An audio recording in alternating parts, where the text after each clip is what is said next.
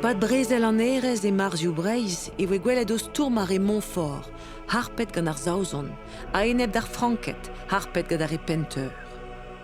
Un deus an tuden ou brudeta de stuar franket e chom Beltram Gwesklin, de dave a mojen el kemen a fil en oa enne.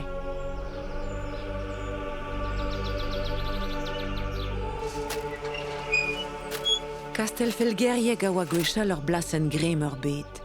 Dian gwar daouran soud ar zoz e oa dalret. Beltram Gwesklin a lakazen e jonj da gemer a neon.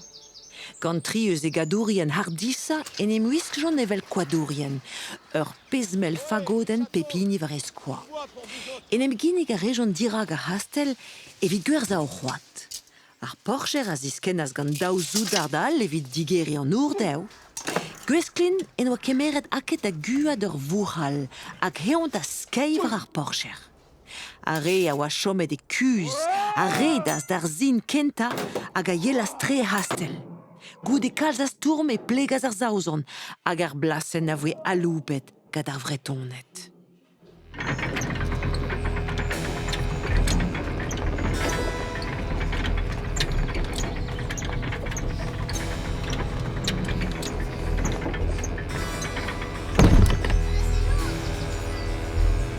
Lan kouche kastelmen e muran ga invor Beltram Gwesklin. Enoe e tiebaz ar blasen diouz yew ar zaozon. Goudeze, a ben e drugar e kat evit e zelvichou mad a feal da rou e Charles Bleas. E voe anvet da vachek e l'ermem ar chapel hiu an de.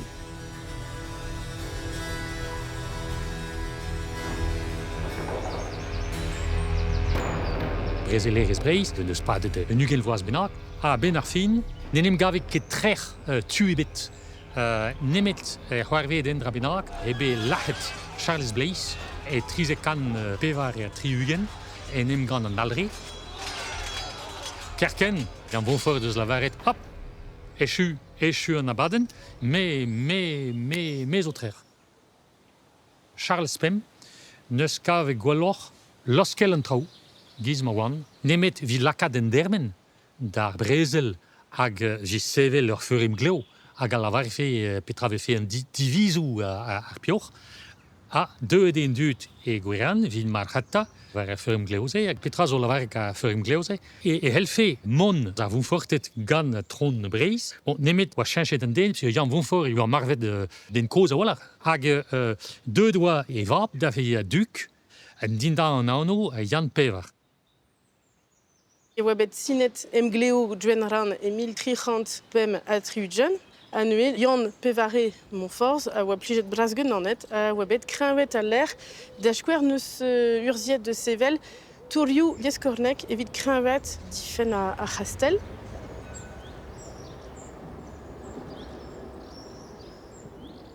E ar zo bre oa naonet a bouez pedur e oa l'er kreñtre.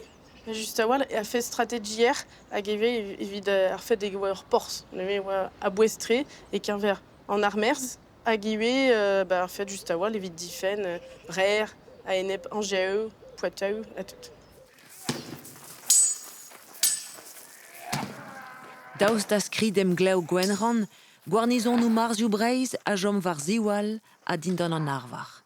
Nemom nemet e pen kenta brezel kanvla. E oa diestri vid Jan Pevar, piz gwir, e oa e pen vro, hag a oa tapet etre do enebour, a brozoz da hentu, France da hentuel, hag Jan Pevar neus ranket ben ar fin, mon da frikota en tami bien gar zozon, drigus, hag en emglo kus, a oa besinet de trizekan daouzeg e treugen, zo be diskwezet den deiz benak, hag dres penem gave ur pevar mil soud ar soz. E Saint-Malo, a kerken en emz da vadek e Breiz. Breiz a bez zo emz avet, enep an duk, a lavaret nif ne felkediom beha mevelien d'ar zoz. Hag e touesk an dut zo emz avet, a re, toaz tourmet vid a vo fortet. Redi de Jan Pevar davon an Arlu e Brozos.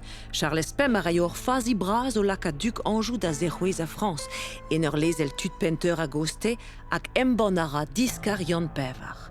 Mon a raio ken pel a kemer digant an dukel es breiz kren a krak. Noblans breiz, droken ni gant a lai roncisse, a gassas kanadet a Vrozos evit goulen gant Jan Pevar don en drou.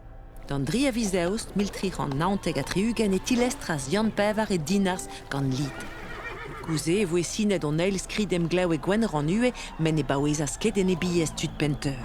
Gwirionez a ferem glaoz ezo. Dres, pen da ben. Mestramot kan nini oa be sinet pinoz e pem a triugen, nemet en dra, e oa en diviz ouz pen, hag a vire da duk, da von, da glask harp, hag da glask pinoz chilkour ar zozon. Antraez o poezus, peus gwir e echu gambreiz akord gar zozon, hag n'en eus ket chenchet tu da vat, peus gwir e chommet neptu da er mod bennak ez officiel, e gwirionez en eus chenchet tu, peus gwir a loden vrasa da penoz da an arme da zoudardet da poense, zo eg gant a franjigen, hag da skouer, ar pez oa c'hoarve de penoz e 16 bourdel, hag oa be penoz chikouret a franjigen gant a vreton. Daoust ma oa deud janet a benteur a Duc a Jan Pevar, ne oa ket interet da vat an en e biez etre an diou diegez. Emil Pevar an ugen e voe pet a Jan Pem, an ini a oa deud var l'er Jan Pevar, ga marari da glisson, on diskenadez de stud penteur, da zon da ger gloz chantoso, evit ur chaseaden. On tout trap e oa.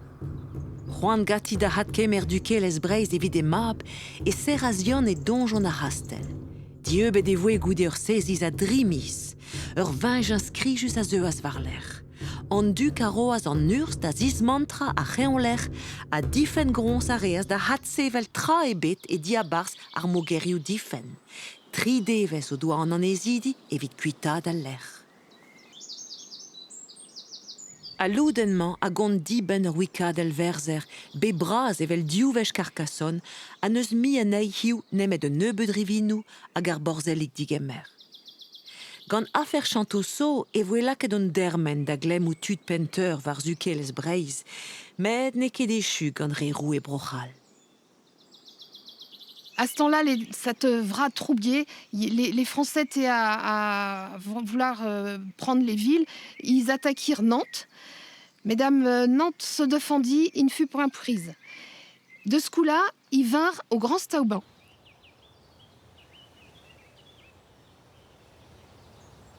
En 1427, 4000 soldats étaient là devant le Châtelet. C'est vrai conséquent. Rapport que dans le Châtelet, il n'y avait que 60 soldats à peu près. Les Français firent sortir les Burtons durent s'en aller. Du coup là, le Châtelet fut à la pogne des Français. An eil var l'er egile e teu an argadou var an arzo. Marzioù breiz ar angouzanf tagaden ou dize an ar franket, mui ouz muiet dagaderez enno.